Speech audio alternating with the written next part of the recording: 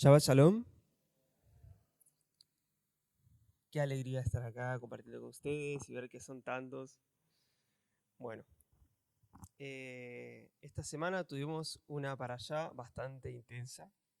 Bueno, no sé si la alcanzaron a leer. ¿Quiénes la pudieron leer? A ver. ¡Fua! Bueno, si se dieron cuenta, es una para allá intensa. Y esta estará. eh, está justo en el libro de Samuel, que no pasa desapercibida tampoco en la misma intensidad. Me saco esto. Es bastante interesante todo lo que ocurre. Son años posteriores a lo que pasó en el desierto, ¿no? Pero hubo una similitud ahí que más adelante vamos a hablar. Pero antes de empezar a hablar en sí de lo que fue y antes de leer la Haftará, me gustaría, bueno, que entren en contexto, ¿sí? Porque si leemos la Haftará empieza como muy cortada, no da muchos datos de lo que venía pasando, así que para ahorrarles la lectura del libro de Samuel, le voy a hacer un pequeño resumen de lo que venía pasando. Eh, el pueblo de Israel empezó a ver que Samuel, quien estaba a cargo del liderazgo de Israel, estaba envejeciendo y que sus descendientes no seguían el ejemplo de él, no eran justos, no se habían corrompido, hacían cosas que no eran agradables al Eterno, y la gente se dio cuenta y no le gustó, y en sí, bueno, querían, en síntesis, querían a un rey que era otro líder. Eh, Así que bueno, ellos creyeron que necesitaban uno porque, claro, todos los pueblos de la tierra tenían su rey y ellos como no van a tener rey que los lleve adelante en la batalla, que los esté apoyando. ¿Cómo vamos a estar solo con Dios? No, bueno, algo así era. Porque en esta época el Eterno era el que iba a ser su rey. Y por eso es que estaba entre el pueblo y Dios, estaba Samuel, que era el que les hacía de intermediario, ¿no? Eh, pero bueno, ellos querían un rey, que confiaban en teoría, en síntesis, confiaban más en un hombre que en lo que Dios les podía impartir. Y bueno, esto no le agradó para nada a Samuel y por ende a Dios menos, porque Dios había sido quien puso a Samuel como líder. De todos modos, Dios fue condescendiente con la decisión del pueblo y les dijo, bueno, si quieren rey, dales un rey, le dijo a Samuel. Pero el Eterno le dio una condición, le dijo, pero advertiles lo que, lo que les va a pasar. O sea, a ver, no, un rey no era que venía con sus cositas también, no era que vos tenías al rey y era la figura, así como la reina Isabel, que no hacía nada. ¿Sí? El rey se encargaba en esa época de reclutar, de tener gente, de cobrar impuestos para poder pagarle al ejército. En esa época era todo ejército, guerra, piña va, piña viene, bueno, era todo muy cuerpo a cuerpo. Entonces, voy a leer un extracto como para que entiendan esto. Y dijo, está en 1 Samuel 8, del 7 al 8. No lo busquen porque después si quieren lean todo el libro de Samuel. Y el Señor le dijo, atiende todas las peticiones que te haga el pueblo. No te han rechazado a ti, sino a mí, pues no quieren que yo reine sobre ellos. Están haciendo contigo lo que han hecho conmigo desde que los saqué de Egipto. Me están dejando ir para ir a servir a otros dioses. Perdón, me están dejando para ir y servir a otros dioses. Bueno, esos dioses justamente también vendría a ser esa figura humana que necesitaban ellos adorar, aclamar. Después en 1 Samuel 8:18 dice, el día que ustedes elijan su rey lo van a lamentar, pero el Señor no les responderá. El pueblo no le hizo caso a Samuel, sino que dijo, no será así. A como dé lugar, tendremos un rey. Como que no les importó para nada lo que les dijo Samuel, no les importó nada lo que le dijo Dios. Bueno, cosas que a veces nosotros mismos sabemos hacer en la ignorancia, ¿no? Eh, bueno, vamos a empezar con las taras y después desarrollo más lo que quiero que puedan, lo que quiero sembrar en ustedes. Bueno, 1 Samuel 11:14, ¿sí? Ahí empieza la haftará. Por su parte, Samuel dijo al pueblo. Perdón. Busquen tranquilos, les doy 10 segundos.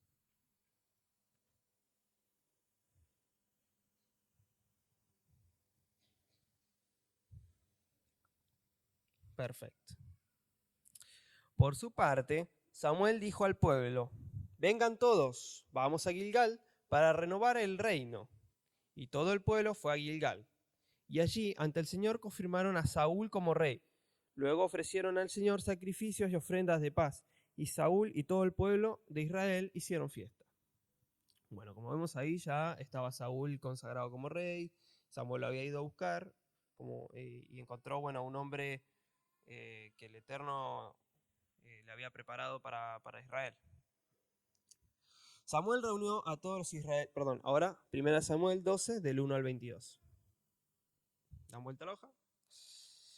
Samuel reunió a todos los israelitas y les dijo: he oído atentamente todo lo que me han dicho y les he puesto un rey. Aquí lo tienen, ante sus ojos. Yo ya estoy viejo y lleno de canas, y he convivido entre ustedes desde mi juventud. Pero mis hijos viven entre ustedes. Aquí me tienen. Acúsenme de algo ante el Señor y ante su rey. Díganme si acaso he robado el buey o el asno de alguien, o si he hablado mal de alguien, si lo he ofendido, o si alguien me ha sobornado para cometer injusticia a su favor. Hablen, y yo haré la restitución. Todos dijeron: nunca nos has calumniado ni ofendido, tampoco has robado nada de nadie. Y Samuel respondió: el Señor y su ungido son testigos de que han declarado no haber hallado en mí ninguna falta. Y ellos respondieron: somos testigos de eso. Entonces Samuel dijo al pueblo: testigo es también el Señor, quien eligió a Moisés y a Aarón, y que sacó de Egipto a los antepasados de ustedes. Ahora, les pido que me escuchen con atención, porque les voy a relatar lo que el Señor ha hecho para liberarlos a ustedes y a sus padres de todos los peligros. Pues, después de que Jacob entró en Egipto, los antepasados de ustedes eran oprimidos y clamaron al Señor, y Él les envió a Moisés y Aarón. Les envió Moisés y Aarón. Y ellos los sacaron de Egipto y los hicieron habitar en este lugar. Pero ellos se olvidaron del Señor su Dios. Y él los dejó caer en manos de Sísara, jefe del ejército de Hazor, y en manos de los filisteos y del rey de Moab. Todos ellos pelearon contra los israelitas, pero ellos se arrepintieron y clamaron al Señor. Le dijeron: Señor, hemos pecado, perdónanos, pues te hemos dejado por servir a los Baales y a Astarot. Ahora, líbranos del poder de nuestros enemigos y te serviremos. Entonces el Señor envió a Jerubbaal, a Barak, a Jefté y a mí, Samuel, y los libró del poder de todos los enemigos que los rodeaban, para que vivieran tranquilos. Pero cuando ustedes vieron que Nahás, el rey de los amonitas, venía a pelear contra ustedes, me dijeron: queremos que nos gobierne un rey, cuando en realidad el rey de ustedes es Dios el Señor. Pero aquí está el rey que han elegido, el rey que ustedes pidieron. El Señor les ha puesto un rey. Si ustedes aman y obedecen al Señor y le sirven, si no son rebeldes a su palabra, y si tanto ustedes como su rey sirven al Señor su Dios, harán bien. Pero si no lo obedecen, sino que son rebeldes a las palabras del Señor, Él se pondrá en contra de ustedes, como se volvió en contra de sus padres. Esperen un poco y verán, y podrán ver las grandes cosas que el Señor hará entre ustedes. Estamos en el tiempo de la cosecha, cuando no llueve.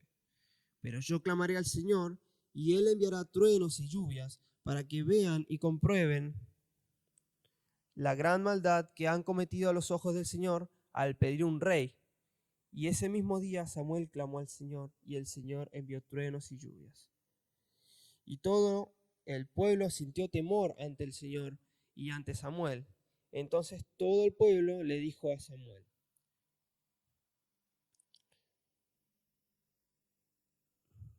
Perdón, se me copié esto de una aplicación y está raro acá. Se me mezclaron las palabras.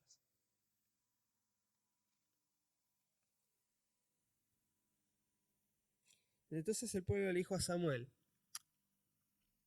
al Señor tu Dios por nosotros, tus siervos, para que no muramos, reconocemos. Sí, falta un pedacito. ¿Me prestás la palabra?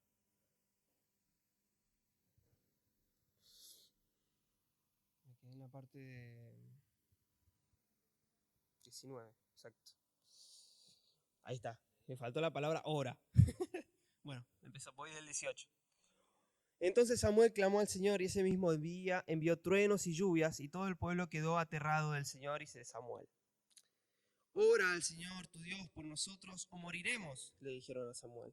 A nuestras faltas hemos agregado el pecado de pedir un rey. No teman, los tranquilizó Samuel. De verdad han hecho mal, pero ahora asegúrense de adorar al Señor con todo el corazón y no le den la espalda. No vuelvan a rendir culto a ídolos despreciables que no pueden ayudarlos o rescatarlos. Son completamente inútiles. El Señor no abandonará a su pueblo. Por eso, porque eso traería deshonra a su gran nombre, pues le agradó al Señor hacerlo a su pueblo. Amén. Bueno, como vemos, se la mandaron, ¿sí? Y lo reconocieron.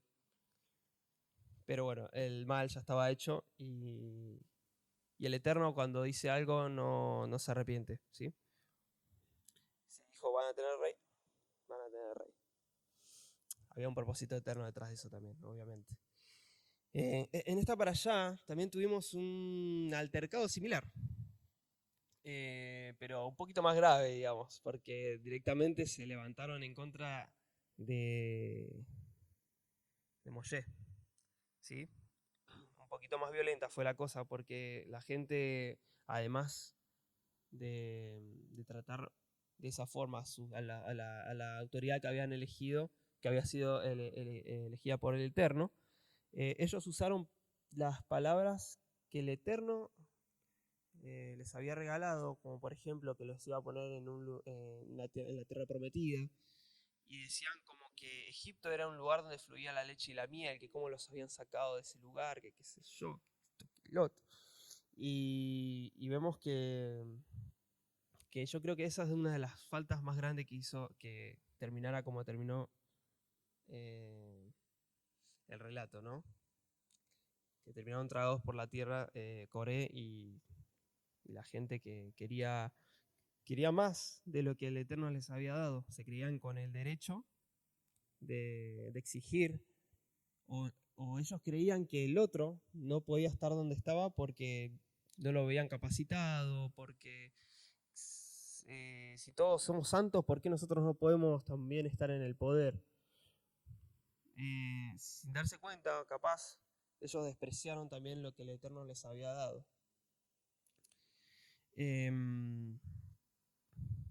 Bueno, quería que vieran también esa similitud, y cuando también Moshe dice lo mismo.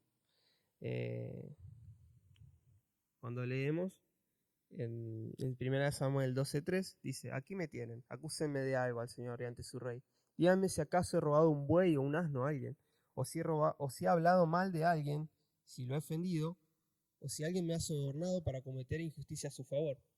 Saben que era una persona íntegra Samuel, y no podían, o sea, no tenían motivos para rebelarse o para pedir a otra autoridad. Y acá, en Números, pasó lo mismo. Esto le molestó mucho a Moisés, dice Números 16:15. Así que él le dijo al Señor, no acepte su ofrenda, yo ni siquiera un asno les he quitado, ni tampoco les he hecho ningún mal. A veces, la mayoría de los casos, cuando el pueblo se rebelaba contra una autoridad, las cosas no terminaban bien. Y en realidad nunca terminaron bien. Incluyendo cuando al mismo Saúl, que había sido elegido rey por el Eterno, si bien el Eterno le cambió su carácter para que él pudiese estar en esa tarea tan importante, se tomó atribuciones que no le correspondían y como desobedecer al Eterno y hacer cosas que no le había pedido el Eterno y terminó mal, terminó destituido de rey. Ya el Eterno lo había descartado sin antes morirse, imagínate. O sea, no sos más rey. Me cansaste, le dijo. Em, lo que yo quiero que podamos sacar de esto para nosotros hoy en día, ¿no? Porque está bueno estudiar lo que pasó como para que no volvamos a cometer los mismos errores, como por ejemplo en lo literal, ir en contra del pastor, ir en contra de la pastora, murmurar, como pasó con Coré, porque Coré murmuraba y decía cosas que no eran. Eh, ya lo hemos hablado un montón de veces a esto. Además de eso, yo creo que si esto no funciona a veces en nosotros, el no poder parar de hablar mal o todo el tiempo estar mirando lo que hace el otro, es porque también no comenzamos por casa con el respeto hacia las otras personas. El respeto a nuestros hermanos, el respeto a nuestro padre, a nuestra madre. Y en Efesios 5:21, si quieren lo buscamos, que habla muy bien de esto.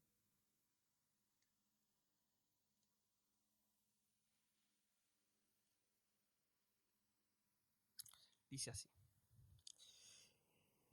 Es más, sométanse unos a otros por reverencia a Cristo. Para las esposas eso significa someterse cada una a su marido como el Señor. Porque el marido es cabeza de su esposa, como Cristo es cabeza de la iglesia. Él es salvador de su cuerpo, que es la iglesia, así como la iglesia se somete a Cristo. De igual manera, la esposa debe someterse en todo a su marido. Para los maridos eso significa ame cada uno a su esposa, tal como Cristo amó a la iglesia. Él entregó su vida por ella a fin de hacerla santa y limpia, al llevarla mediante la purificación de la palabra de Dios. Lo hizo para presentarse a sí mismo como una iglesia gloriosa, sin mancha ni arruga, ni ningún otro defecto. Será en cambio santa e intachable. Y bueno, si siguen leyendo van a encontrar que a todos les habla. A los hijos, a las esposas, a los esposos.